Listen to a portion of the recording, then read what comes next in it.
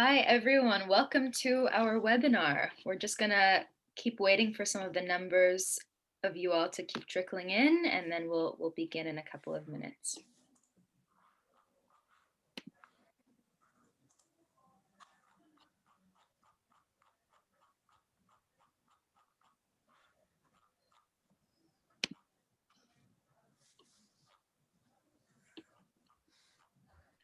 Welcome to those of you who are joining. We're just going to wait until more people start to enter the Zoom, and then we're going to begin in a couple of minutes.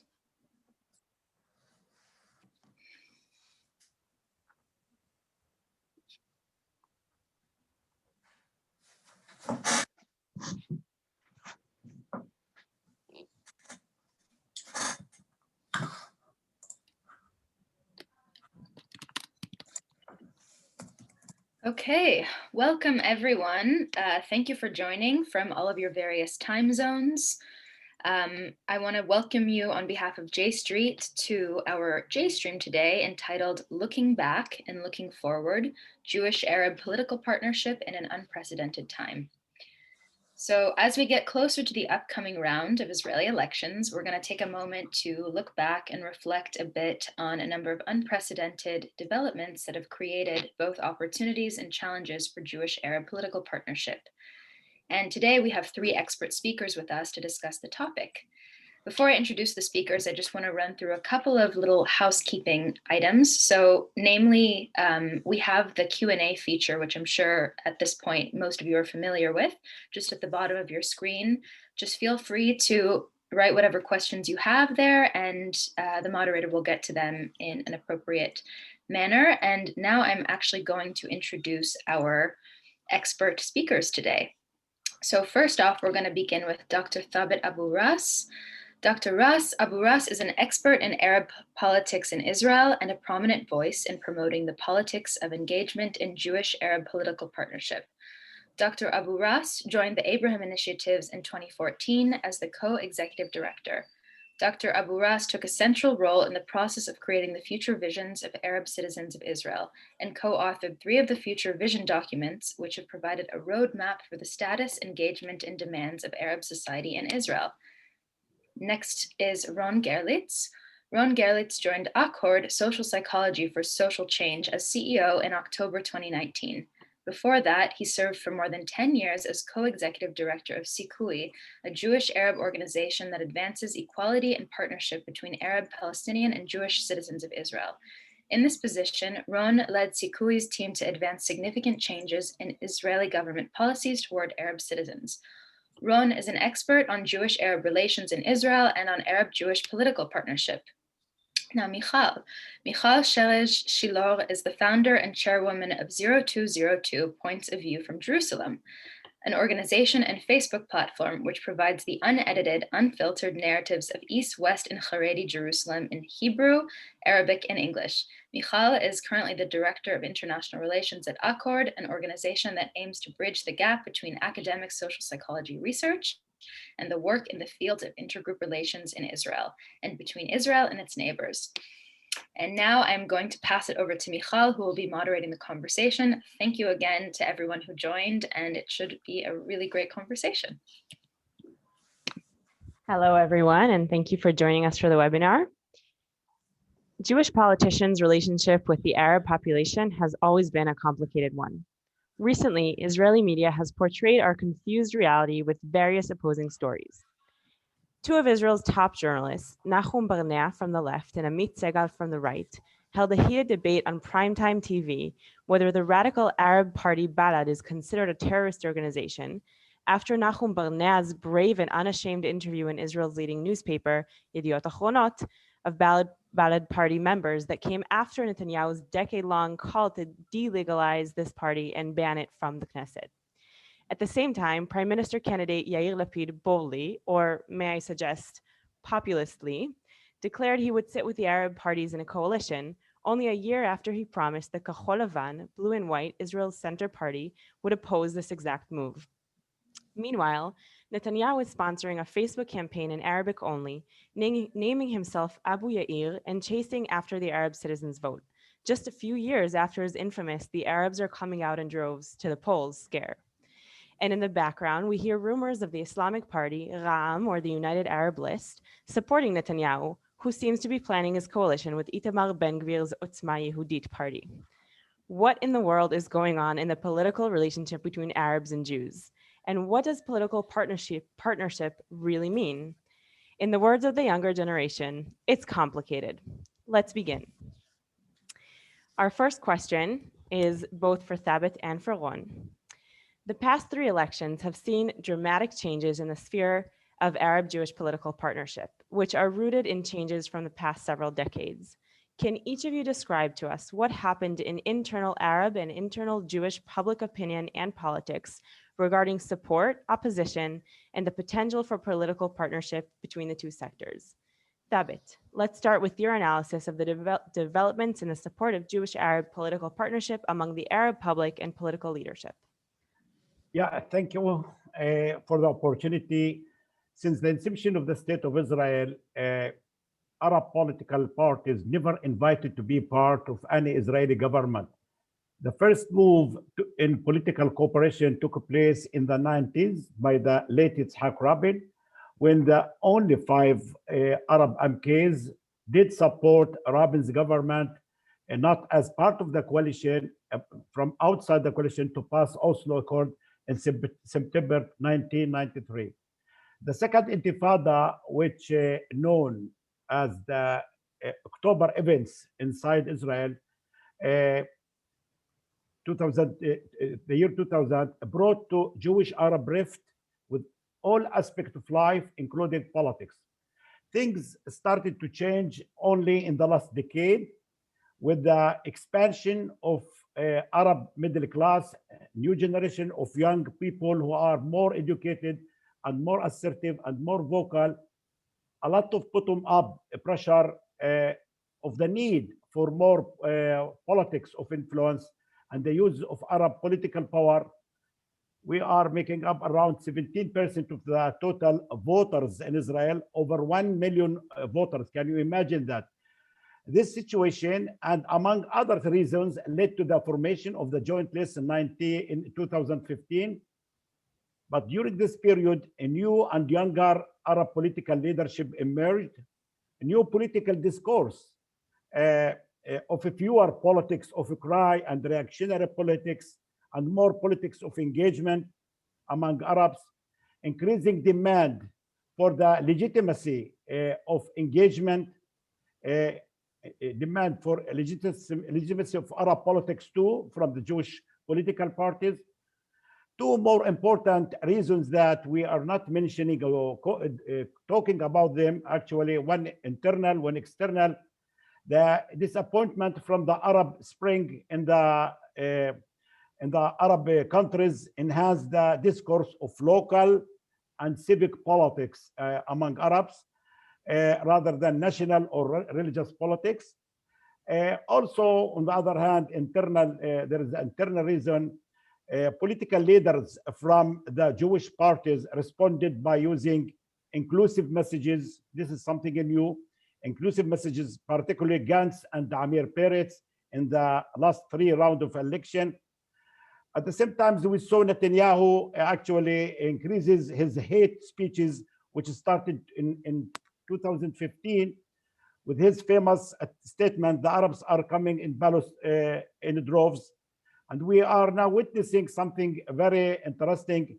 Leaders from almost all Zionist parties campaigning in the Arab towns and trying to look for votes within the Arab community.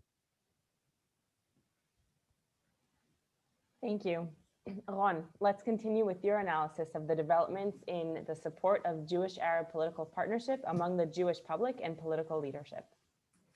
Thanks, Michal, and thanks, J-Street, for inviting me for this important webinar. So I think it is very important to remind what Thabet just said, that we had once, this webinar was about political partnership, and we had once such a political partnership.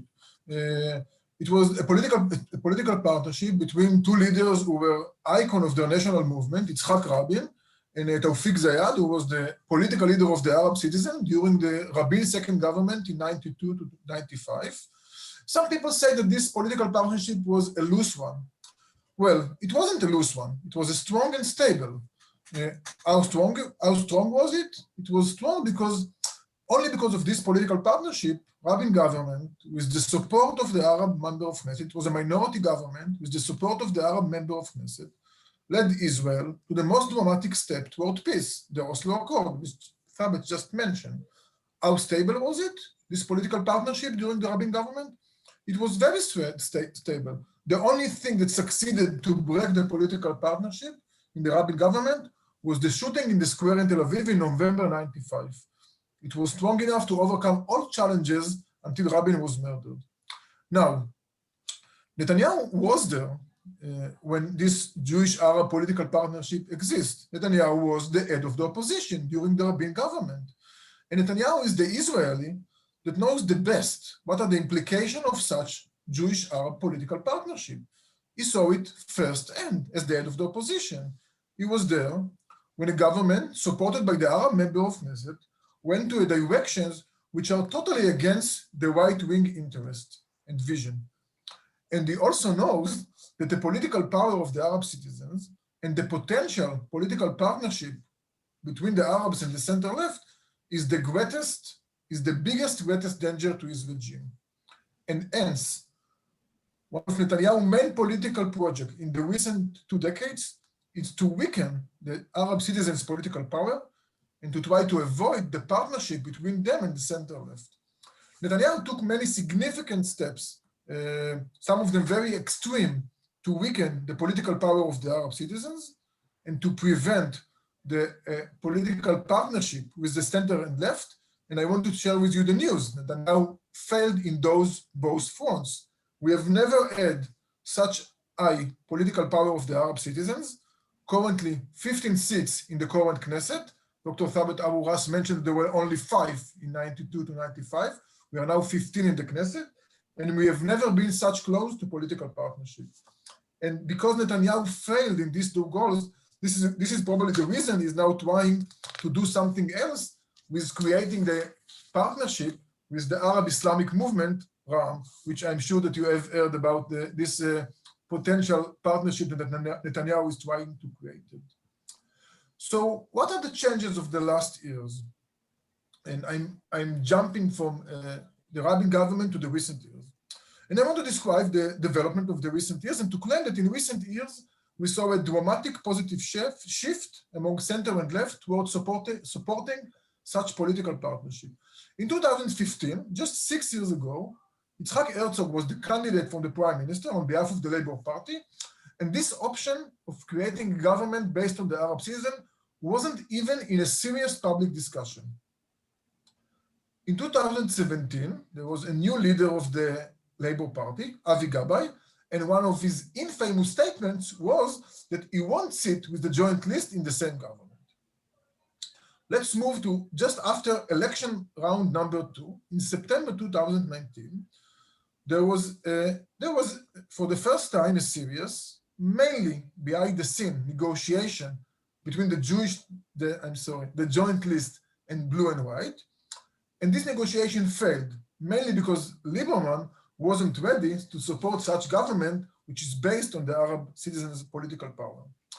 Before election number 3, and we are now only a year ago, before election number 3, in February 2020, still blue and white say that they will not establish government based on the political power of the joint list. They were asked again and again if they will be ready to have an external support from the joint list, and they say that they will not do it.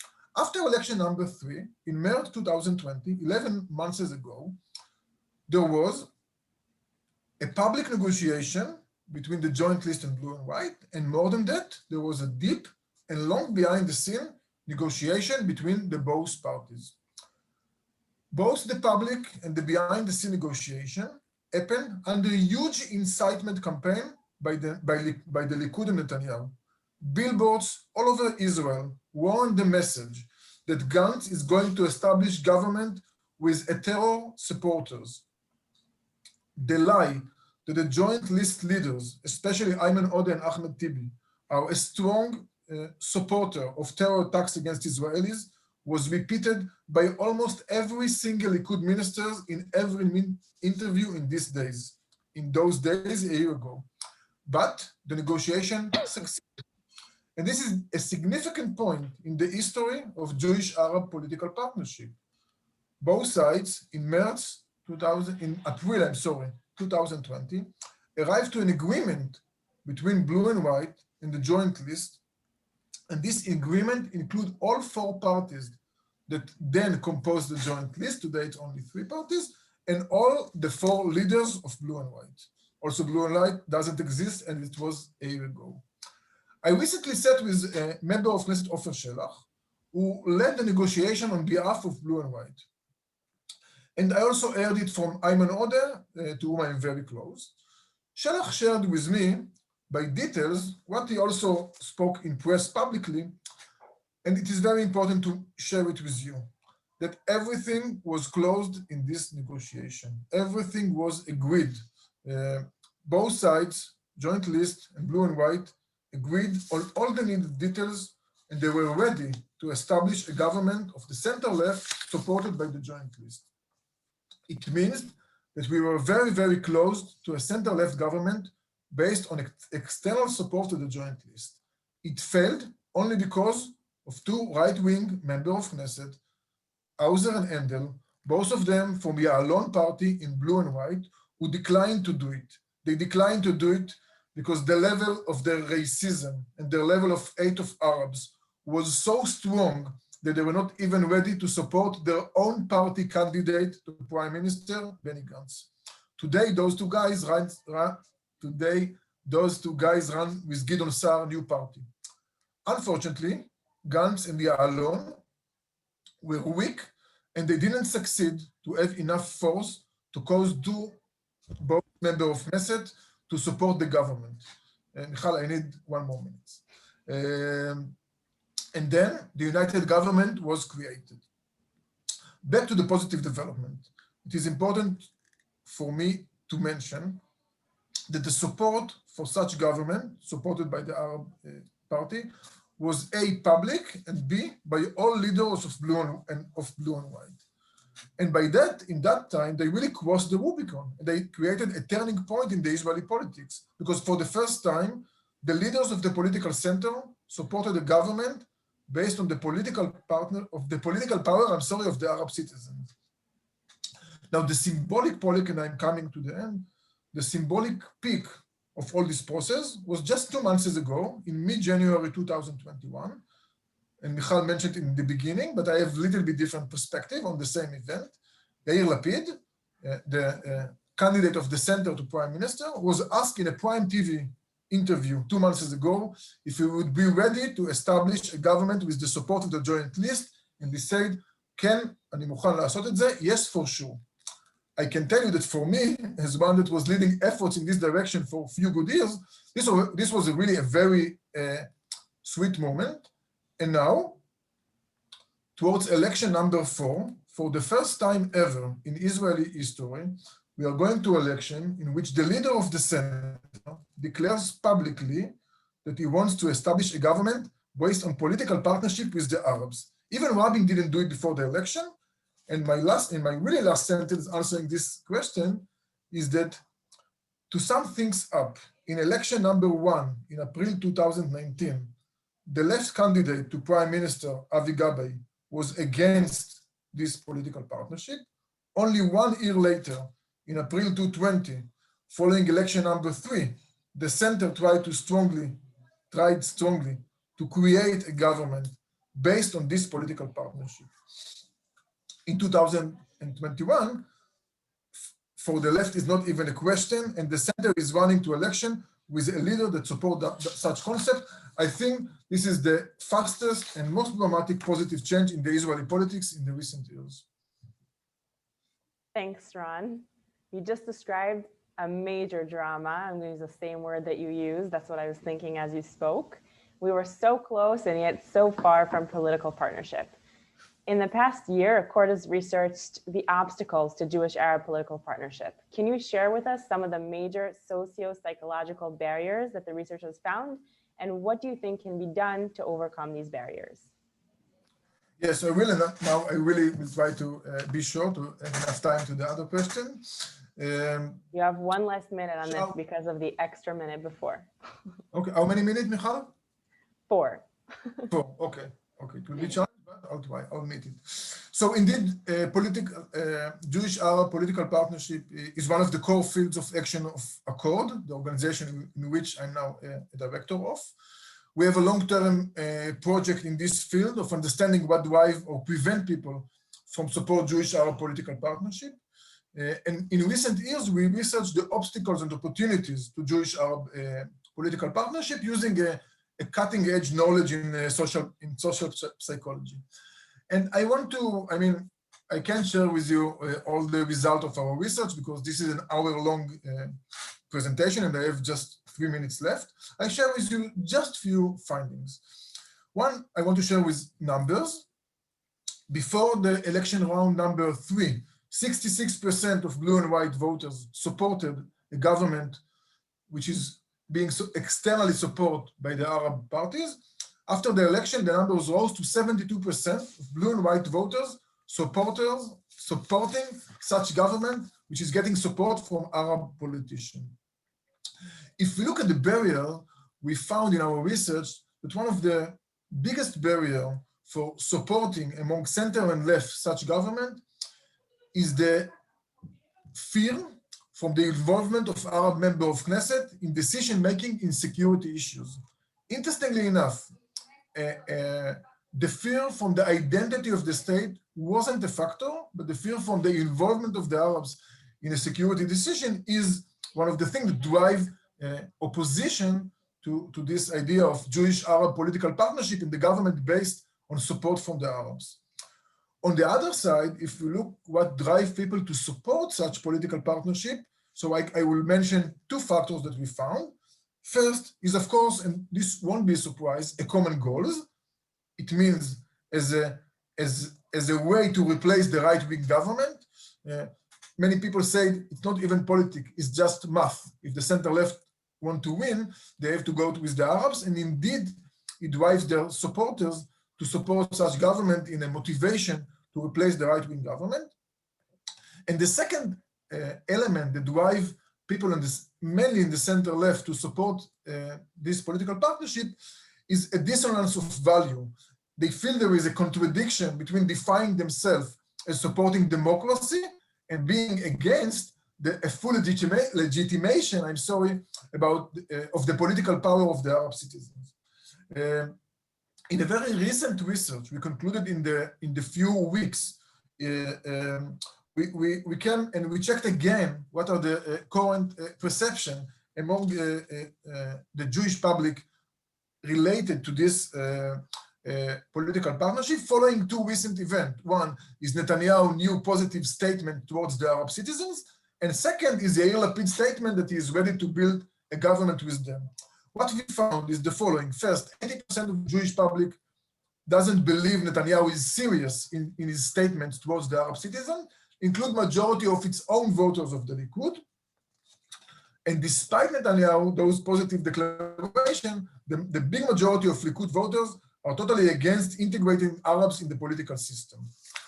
Another very interesting finding that we found is that related to Lapid declaration, the support for Lapid as a candidate for prime minister among his voters didn't decline following this declaration, and among the left voters, it is even increased.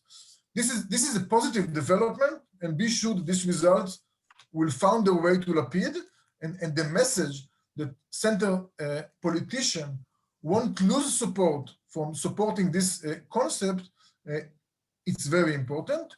Looking forward, aChord is now expecting in the coming years to support 2 large-scale efforts of civil society to increase support from Jewish-Arab political partnership. One action is being led by an NGO called aOfek, or in its long English name, Have You Seen the Horizon Lately? And the second effort is being led by the NIF, by the New Israel Fund. The New Israel Fund decided that strengthening the option for Jewish-Arab political partnership, it's one of its main goals in the coming years. And aChord in the coming years is going to partner with these two organizations to increase support for Jewish-Arab political partnership. Thank you, Ron. Thabet, the next question is for you. Both Israeli and American media are rampant with rumors and analyses post-breakup of the joint list. Can you give us a behind-the-scenes look at the reasons and implication of this split? And of course, we are all curious to hear what your understanding is of the potential that the Islamic Party, the United Arab List, will recommend Netanyahu from Prime Minister. And Thabet, I just want to add one more question that I see we got from the audience and is relevant for this section. And that is if you know anything about the new party that Mohammed Darawshe is starting, and if you can say anything about it. So I'll give you another minute for that too. Oh, thank you. Well, the immediate implication of the split of the joint list is a dropout in the turnout among Arab citizens. Polls are suggesting a drop of 10 to 12% comparing with the last round of the election last year. The Arab community, just like other many minorities around the world, highly political and very diverse. There are many political analysts who claims the joint list as list of 4 different parties is limiting the potential of political maneuvering and discussion within the Arab community, weakening the debate among Arab citizens. There are several differences in ideological and practical basis among the Arab parties, local and regional, from issues related to the Palestinian Authority, how to treat the Palestinian Authority, the war in Syria, the stand about Turkey and Erdogan, the peace or normalization of the Arab country with the Arab countries, the Gulf states, and social issues and the position in the issues related to LGBT or women's rights and so forth. The Islamic movement really believes there are no real differences between left and right in Israel. Zionist left and Zionist right is the same from the Islamic movement point of view. The position becomes stronger following Gantz's political shift after the nomination and his move to form the coalition with with Netanyahu and not to rely on the Arab MKs. The Islamic, also I can add to that the Islamic movement blames the Hadash party, the major and the leader, the strongest political party among Arabs, for the failure of the unprecedented act of nomination of Gantz. Something new in the last 20 years. We have in the history only the case of Rabin informing a government.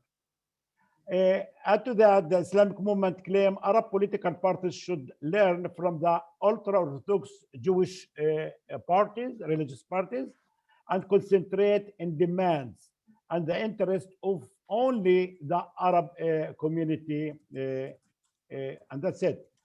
No doubt, leadership competitions and the dominance of the political scene by Hadash, the Communist Party, the secular party, contribute to this split. Also, Netanyahu is there. Netanyahu succeeded to contribute to the fragmentation of the joint list. Too many promises and aggressive campaigns in the Arab community. In the last 2 months, Netanyahu visited or met Arab towns and Arab leaders and 7 times, more than what he did in his 12 years in power. Can you imagine that? 7 times. I believe, honestly, this is my analysis. I believe the United Arab List, the Islamic movement, will not recommend or nominate Netanyahu to form the next government. Let us remember Let us remember it's a government that's supported by Yemina party, the extremist and racist right-wing party of Smotrich and Ben Gvir also. But no doubt, the Islamic movement will cooperate, yes, will cooperate and support the Netanyahu's government and help to maintain it after the formation of the right-wing government. If he succeeded to form, let's say, a government with 61, 62 MKs, he probably, the Islamic movement will make deals with Netanyahu government this way to maintain the government, all in return for some achievements and budgets to Arab community. Regarding the new party, Ma'an, Mohammed Darawshe is leading a new party. Let's say, first of all, he's doing a great job in campaigning, but he is too small. Mohammed Darawshe actually started as one of the fans of establishing a Jewish Arab political party. It was a surprise to see him forming actually an Arab party, which supported by another Arab party, by the former MK Tarab Sani. It's something fresh with the new agenda, new ideas, but it's far from being close even to pass the threshold. Let's wait and see 2 weeks from now. And I think that Muhammad Darawshe, a friend that I know very well, he is wise enough to take the right decision how to proceed in the last minute. Thank you. Your answer was interesting, worrisome, and hopeful at the same time. Let's take a look forward now to a month from now, post-ballot counting and coalition making time. I'm going to ask each of you to describe your ideal yet practical and achievable political partnership scenario. What kind of partnership will it be? What do you think needs to happen for this to be realized, and how realistic is it for these upcoming elections? Thabet, let's start with you. Well, the best case scenario is to see Netanyahu not reaching the 61 MKs supporting him. First of all, we need to see there is a block of 61 MKs, and among them the Arab MKs. This is one thing. The second thing, we need a courageous leader. Okay, Yair Lapid, the leader of Yesh Atid, I would love to see him big enough to form the next government. Lapid has already, as my colleague Ron mentioned, announced his willingness to cooperate with the Arab political parties in forming the next government. By the way, yesterday he was in Taibi, campaigning in Taibi, meeting the mayor of Taibi, and he not only campaigning in the Arab community, but is offering, actually have some plans to combat the first challenge faced by the Arab community, which is crime and violence. He already have his own plan for that, and he's trying to market it in the Arab community. So he is doing great job. At the same time, we saw Sa'ar also campaigning in the Arab town of Kufr Qasim. Hopefully, we will see Lapid is relying on the Arab MKs, not to be, as I said, have the courage enough to do it. I believe this will enhance the legitimation of the Arab citizens. The other thing you are asking a big scenario, building a Jewish Arab lobby in the Knesset. We have already to think about the next round of election, which I believe, because no political stability in Israel can be within 1 year from now. So I think that building a Jewish Arab lobby in the Knesset caucus and promote Jewish Arab agenda and cooperation is very important. I believe that Hadash, the secular party of Hadash, and Meretz are the right parties for such a move. Also, the formation of Arab Jewish political party, it's about time to do it now. The formation of Jewish Arab political party, Jewish Arab equal party, if you ask me, still we don't have that Jewish Arab political party in equal basis. I really highly value what happened in Meretz, but I think it's not enough in terms of agenda, at least. I like to see more Arabs there and men and women, that's it. But still, the agenda is not clear enough. The formation of Jewish Arab political party with clear messages and agenda targeting the Arab mainstream and the Zionist left immediately after the coming election. In the heart of this party, equality for all. I'm talking about the equality for all, the abolishment of nation-state law. We cannot proceed with this law. Social justice and democracy, and joint struggle. Jewish and Arab people struggling to end the occupation and the establishment of Palestinian independent and sovereign state. Hopefully, this is the best case scenario. I'm not sure how much Lapid will accept that, but at least there is enough power to do it, I believe, among Jews and among Arabs in Israel today. Thank you. Ron, let's hear your version of what your ideal political partnership is and how is it going to happen? Thanks, Michal. I'll try to mention what is the ideal very shortly, and then maybe speak a little bit about what I think is a practical goal. So the ideal, of course, is that the Arab citizens will have like the full political legitimation, and the political representation. The member of Knesset will be part of the coalition, and there will be Arab ministers. This is our vision, and I hope that one day we'll get there. But I think that we are very far from there, and I think that a government in which the joint list is a real part of the coalition, it's a very difficult task now. The distance between the Palestinian and the Zionist national movement is so big that I think it will be very difficult to establish such government. I mean, think about what Arab ministers will do when there is another violent conflict between Israel and the Palestinians. On the other hand, I think that external support of the Arab member of Knesset in a center-left government is a practical goal, and I think and I hope that after this year, in which we were such close for such a government, many people in Israel believe, and thanks God, the leaders of the Arab citizens and of the center left see it as a practical goal. Now, achieving it depends mainly of the feasibility of 61 seats of the bloc of the Arab center on left. We were there a year ago. There were 61 seats of the anti-Netanyahu bloc,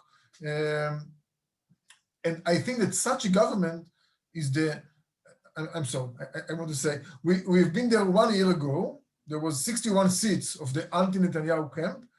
Unfortunately, now it seems very hard. It seems very hard according to the polls. But such a government of center-left supporting by the Arabs is the only way that the center-left can be in power and also do important things towards peace. And this is very important for me to mention, especially to you, the J-Street audience. And I want to be very clear on that. I think that a government that Bibi is not the prime minister is possible even without the support of the Arab member of Knesset. A kind of coalition of the center and left and part of the right is a possible scenario. And by the way, I think it's a good scenario. At least it is a better scenario compared to a government being led by Netanyahu. But the only way to have a government in Israel that have the political power to go towards peace in the Palestinian is a government based on the political power of the Arab citizens. Thinking about 61 member of Knesset, excluding the Arab member of Knesset, giving a power to a government that can do the steps that need towards peace with the Palestinians, this is totally impossible. And that's why I think, and I conclude by that everyone that wants Israeli government that has the power and strength to move towards peace should put all its efforts of creating this Jewish-Arab political partnership. Thank you. Really interesting. We're going to turn it over to some of the questions that we've been getting here from the audience. So I'm going to start with the question we got from Phyllis. Phyllis, How does the uncertainty of future PLO leadership impact the development of these partnerships? Thabet, do you want to take this one? Yeah. Well, I believe that the issue of the Palestinian election is very interesting, and we want to see the Palestinian society is more democratic one. But we really have priorities, and our priorities now is to fight for equality. And we are, yes, we are Palestinians. We love our people. Would like to have stronger relationship with our people, but also the duality of our citizenship is very important. We are Israelis too, and according to our priorities, we have to deal with our local issues first. And I don't think this will impede, or it's not an obstacle to have a good relationship with our people. It's what's important for us now to reach out to the Jewish community, to try to build political partnership, and to try to have more influence within the political system in Israel. Great, thank you. I'm going to take a mix of two questions that we got from Sandra and Jacob. There was a report this week that Bibi is aligning with Jewish supremacy groups, and we've also discussed it a little bit here in the panel so far. How is this schizophrenic coalition being received by the electorate, and what have the Lieberman and Saar said about sitting with the joint list after this election? Ron, do you want to try starting this one? Yes, the supremacy group is the Ben Gvir party, Michal? Yeah. Okay, so indeed, Netanyahu did a lot of efforts that those that are the students of the racist Rav Kahana will be part of the next parliament. Ben Gvir, who is now a candidate for the Knesset, is following the Rav Kahana racist direction. And not only that he's running for the Knesset, is that Netanyahu promised a lot of promises to have him in the list in an effort to avoid losing votes for the right-wing government. We hope that this step of Netanyahu will avoid Arab citizens from voting for him, because Netanyahu, on the one hand, is creating a very positive messages towards the Arab citizens, and on the other hand, is doing those very serious and it looks like successful effort to enter this racist person into the Knesset. As to the stand of Avigdor Lieberman and Gideon Saar related to a political partnership, so the most interesting thing was what happened with Lieberman, because Lieberman is really one of the strongest anti-Arab politicians in the Israeli politics. And despite that, Lieberman is really a person that hates the Arabs and is trying to do everything against the Arabs in the recent 2 decades. But a year ago, it came out there is one person that he hates more than he hates Arabs, and this is Netanyahu himself. And indeed, after election round number 3, Lieberman really crossed the Rubicon, and he agreed to support a government supported by the joint list. By the way, all of us estimated that this would never happen, but it happened, and he really agreed, and it failed not because of him after the 3rd election. Now, going to the coming election, I think that Lieberman is still there. About Gideon Saar, I don't know. It seems very low chances that Gideon Saar will be ready to have a government supported by the joint list. We also should remember that inside this list, there are those 2 members of Knesset that avoided such government after the recent round of election. Can I add a few things, if it's possible? Of course. First of all, it's pity that legitimizing the Jewish supremacy group shows the deterioration in the Israeli democracy. Okay, all of this following the nation-state law. This one thing. The other thing that I believe that Lieberman is quiet now, and even Saar is quiet a little bit, not attacking Arabs. As long as all really have one goal, just to topple down Netanyahu.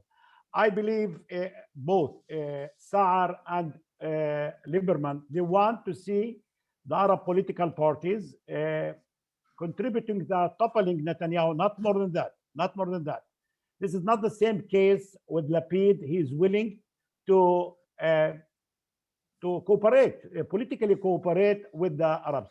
By the way, Saar, from our point of view, is more ideological and more extremist from more than Netanyahu. Okay, so I don't see any cooperation, political cooperation in the future with Lieberman, with Saar. Maybe it can be for one step in one round, just to bring Netanyahu down, and that's it. There is one question, important question, if I can continue, regarding the Islamic movement and the possibility of passing the threshold. Listen, the surveys, the polls showing that the Islamic movement is very weak. However, I am telling you that the Islamic movement is a grassroots movement.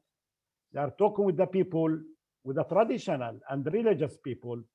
For me, no doubt that the Islamic movement will pass the threshold.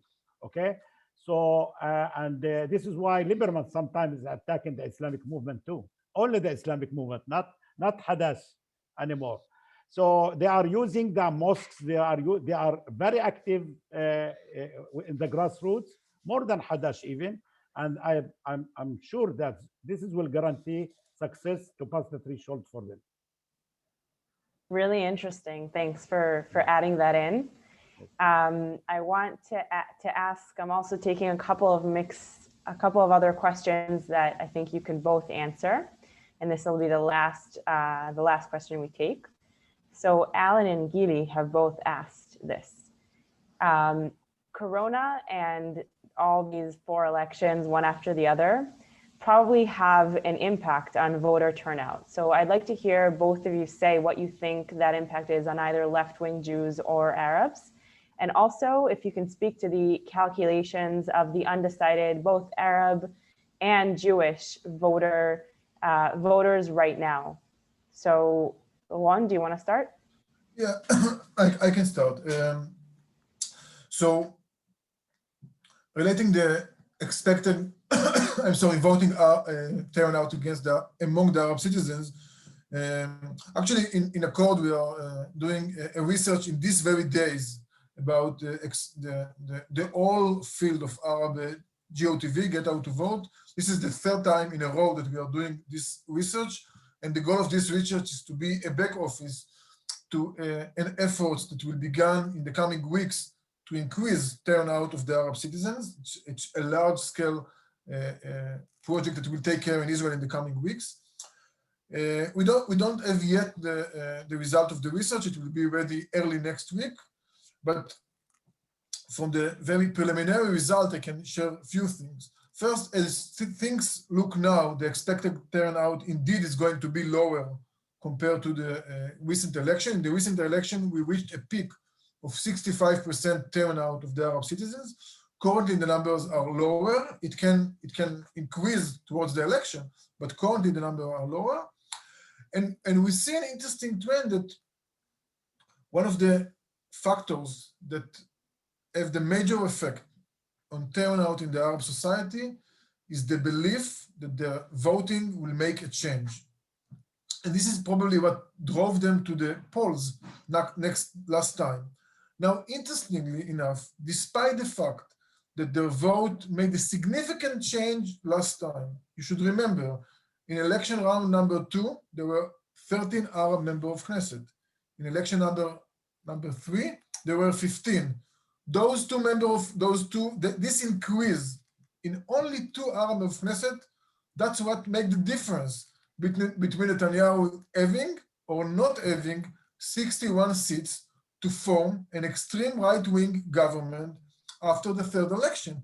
It means that on the one hand, the political power of the Arab citizens, it is the only thing that avoided Netanyahu 3 times to establish a right-wing government. But despite the fact that this is a real fact on the ground, many Arab citizens feel betrayed from what Gantz did, and they feel that we went to the polls and nothing helped. At the end, they didn't take us to the government. In that prospect, we also find in this research, and I'll finish by that one of the main factors that can increase voting turnout among Arab citizens is the declaration of the center and left Jewish leaders that they are ready to establish a government supported by the Arab citizens. My hope, and again, you can be sure that those findings found their way to the leaders of the center and left, and we see in the recent weeks more declaration from the center and left parties and leaders. And the good scenario is that there will be a momentum of these voices will be heard more and more in the Arab society. And I also hope that Arab citizens will not believe Netanyahu, the master of incitement against them, that is now going to a new direction, because there is no evidence that it's going to a new direction. If those scenarios happen, we might hopefully see at least closer numbers of turning to the polls. Yeah, well, I would like to agree with my colleague with Iran. Okay, I think inclusive messages that's coming from Yair Lapid, from other leaders, that Arabs are legitimate, and I think they are part of the game, can help increase the turnout among Arabs. But also, I believe that right now, by the way, we are talking about dropout between 10 to 12, 13%. It's huge, I guess, that can guarantee only 10 instead of 15 Arab MKs in the Knesset. I believe that coming 2-3 weeks, we will witness a heated debate, actually, between the secular and the religious within the Arab community. A big ideological fight can bring the cadres to work and to be active, and this can really bring to higher turnout among Arabs also. All in all, I can say there are two negative points within the Arab community, that this time there is an organized campaign to boycott the Knesset election within the Arab community. And also there is the corona and the feel of tiredness. We are tired. We are keep voting 3 times, and this is the 4th time within 2 years. It's too much. And at the same time, we don't feel that we are part of the game. We are welcomed enough. And the traumatic act by Gantz, the betrayed by Gantz, really influenced many Arabs that, hey guys, this is not our game. We should not be there. This is the slogan of the organized boycott movement now within the Arab community. Thank you. Really interesting analyses. I want to sum up and ask you each in one sentence to tell us, what is your takeaway or wish in terms of political partnership in Israel? So, Thabet, do you want to start? Well, I am optimistic. Listen, so many good things taking place. Legitimizing the Arab votes is all underway. Okay, nobody can really now say. If I see in the same week, Netanyahu, Saar, Lapid talking about Arab issues, not only trying to grab votes from Arab. This is something new. I think there is more openness within the Arab community and within the Jewish community for political partnership. This is why look to the Zionist parties. Even each single Zionist party, you can find an Arab MK there, including the Labour Party this time. And this is why I am optimistic. I'm happy to hear optimism. Ron, are you also optimistic? Yes, I am. I think that really, things in Israel are very complicated, and there are bad scenarios for the coming election. But if we speak about our issue, Jewish-Arab political partnership, so we've seen historic and dramatic change of mindset and political action towards supporting political partnership between Jewish and Arabs. And I think that this is the only development in the Israeli politics that can lead, A, to government change, and B, to a government that can create peace with the Palestinian. And I really want to conclude by saying, remember, we have been that close to this scenario a year ago. And since we've been that close, it is also possible now. But we should all work very hard that it will happen. I can tell you that from our side, and I can speak on that on behalf of Thabet and myself, we and the organization that we lead are doing all efforts toward this direction.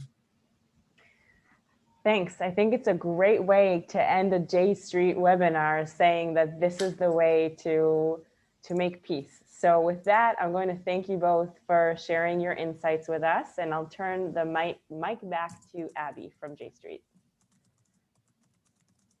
Thank you, Michal. Everyone, thank you so much for being part of our webinar today. Our excellent, esteemed speakers, thank you so much for your insights and perspective. It's really just interesting and important as we, try to cultivate our optimism for the election coming up soon. And I also wanted to get people excited and optimistic for our conference coming up in April. I'm going to just post the link here where you can register and check out the details of the conference and all of our interesting speakers and events and everything else. And again, thank you so much, speakers. You were great. It was really interesting. And attendees, thank you for being here. Thank you. Have a nice day, everyone. Thank you for having us. Thank you. Thank you. Bye-bye. Thank you. Bye.